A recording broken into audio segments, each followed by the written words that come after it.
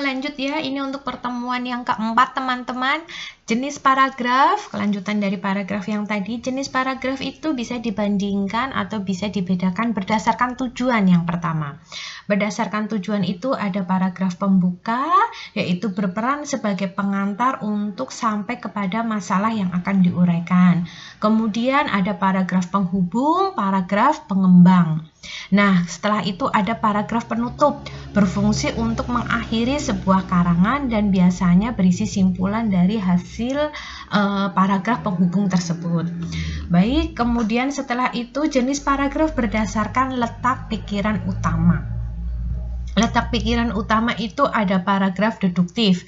Pikiran utamanya terletak pada awal paragraf. Contohnya di sini, sampah selamanya selalu memusingkan. Titik. Ini pokok pikiran utama berada di awal paragraf. Nah, kalimat berikutnya yang ini merupakan kalimat penjelas. Sampah selamanya selalu memusingkan. Berkali-kali masalah tersebut diseminarkan dan berkali-kali pula jalan pemecahnya dirancang. Namun, karena berbagai keterbatasan yang dimiliki, sampah tetap menjadi masalah yang pelik. Pada waktu seminar itu berlangsung, penimbunan sampah terus terjadi. Selama pengumpulan, pengangkutan, pembuangan akhir, dan pengolahan sampah itu belum dapat dikelola dengan baik, selama itu pula sampah tetap menjadi masalah. Nah, ini disebut dengan paragraf deduktif. Kemudian paragraf induktif, yaitu pokok pikirannya berada di akhir atau berupa kesimpulan. Nah, coba kita baca ya. 2 anak kecil ditemukan tewas di Jalan Pemuda. Seminggu kemudian, seorang anak wanita dilaporkan hilang ketika pulang dari sekolah. Pada waktu dilakukan pemeriksaan kendaraan di suatu tempat, polisi menemukan mobil Dedi yang terkena bercak-bercak darah di kursi belakang. Polisi juga menemukan identitas kedua anak yang tewas tersebut di dalam laci mobil. Akhirnya, polisi menahan Dedi untuk dimintai keterangan lebih lanjut tentang hilangnya ketiga anak itu. Nah, ini simpulan dari kalimat-kalimat di atas. Paham ya? Kemudian ada paragraf deduktif induktif, yaitu kalimat utama pada akhir paragraf mengandung pikiran utama yang sama dengan kalimat utama pada awal paragraf yang berfungsi sebagai penegas. Jadi ini kalimat pertama itu merupakan pokok pikiran. Ini, kemudian kalimat akhirnya itu juga merupakan pokok pikiran, namun ini sebagai penegas dari keseluruhan. Contohnya di sini kita baca ya, peningkatan taraf pendidikan para petani sama pentingnya dengan usaha meningkatkan taraf hidup mereka. Titik. Ini kalimat utama. Kemudian yang ini merupakan kalimat penjelas. Petani yang berpendidikan cukup dapat mengubah sistem pertanian tradisional menjadi petani modern yang produktif. Petani yang demikian mampu menunjang pembangunan secara positif. Mereka dapat memberikan umpan balik yang setimpal terhadap gagasan yang dilontarkan perencanaan pembangunan. Nah, ini merupakan kalimat penjelas. Kemudian kalimat utamanya juga berada di kalimat akhir yang merupakan simpulan. Itulah sebabnya pentingnya taraf pendidikan para petani dirasakan sangat mendesak. Gitu, paham ya?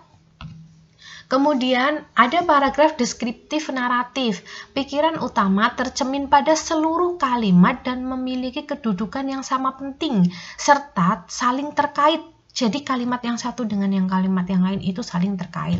Contohnya, saya menempati sebuah kamar mandi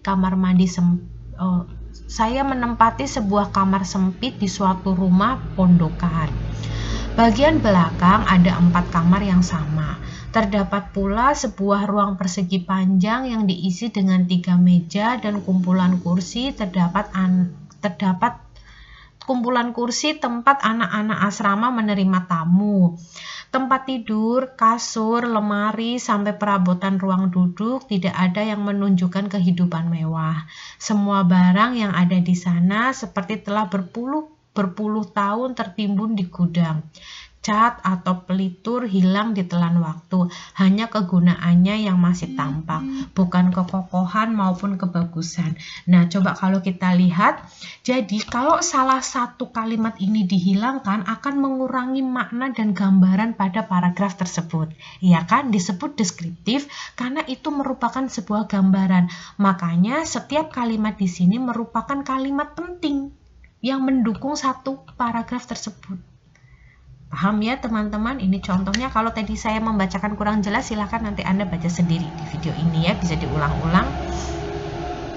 Nah, berikutnya ada jenis paragraf berdasarkan bentuknya. Kalau tadi berdasarkan pokok pikiran, sekarang berdasarkan bentuknya.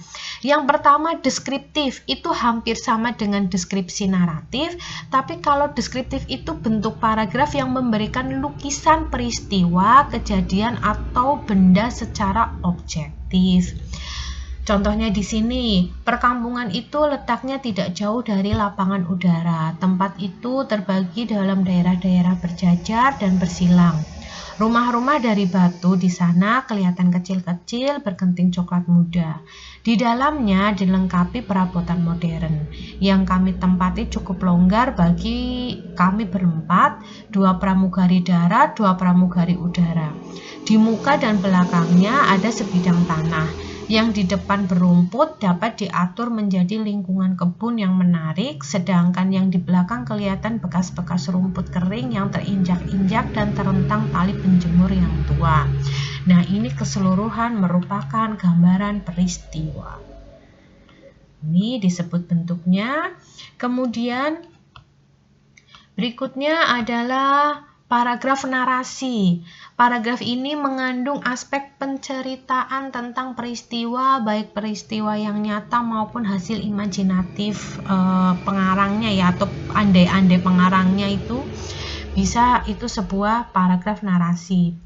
Nah, contohnya di sini, sebelum berpisah, ku minta kepada Rudi agar memberi kabar jika hari keberangkatannya telah ditentukan. Aku ingin mengantarnya, meskipun terlambat, dia laki-laki pertama yang mau menikahiku. Lamaran telah kuharapkan sejak aku masih tinggal bersama orang tua, hingga pindah ke asrama sampai di Raja Wali. Telah jauh jarak waktu yang memisahkan aku dari semua ini, tetapi aku wajib menunjukkan rasa terima kasihku kepadanya. Nah, ini paragraf narasi. Kemudian, paragraf eksposisi. Paragraf eksposisi ini yang berisi pemaparan, pikiran, atau pendapat. Paragraf ini berfungsi untuk memperluas pandangan atau pengetahuan pembaca. Contohnya, ini seperti informasi ya, paragraf eksposisi itu pemikiran dari penulis itu untuk disampaikan kepada pembaca.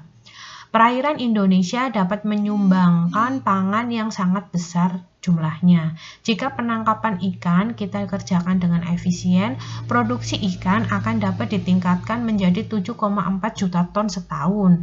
Tetapi produksi ikan sekarang ini hanya 1,2 juta ton setahun. Hal ini berarti hanya 16,2% dari potensi yang diperkirakan. Kemudian ada paragraf argumentasi. Paragraf argumentasi itu bentuk paragraf yang berisi pikiran, pendapat, atau gagasan yang disertakan dengan alasan-alasan yang makul dan objektif. Nah, para petani sangat risau jika musim hujan sudah tiba. Di mana-mana hujan turun dengan lebat sehingga menimbulkan banjir. Di samping itu, hama wereng coklat akan mengganas jika hujan turun terus-menerus. Akibatnya banyak panen yang gagal. Produksi beras turun tajam sehingga harga beras menjadi mahal. Ini sebetulnya argumen pendapat atau opini seseorang, tapi merupakan sebuah peristiwa yang nyata seperti itu. Nah, kemudian ada paragraf persuasi. Paragraf ini isinya bertujuan mengajak, membujuk, merayu, meyakinkan. Ini seperti bahasa iklan ya, karena tujuannya untuk pembaca ini mengikuti apa yang diinginkan penulis. Contohnya, jika kepala Anda pusing, tenggorokan sakit, hidung tersumbat, sakit gigi, jangan putus asa, minumlah Bludrexin.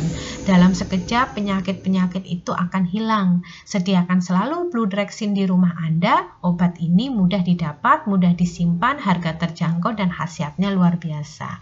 Nah, ini kan seperti bahasa iklan ya, itu persuasif. Nah, berikutnya nanti kita akan bagaimana cara mengembangkan paragraf untuk pertemuan yang kelima ya teman-teman di video selanjutnya ya. Saya close dulu.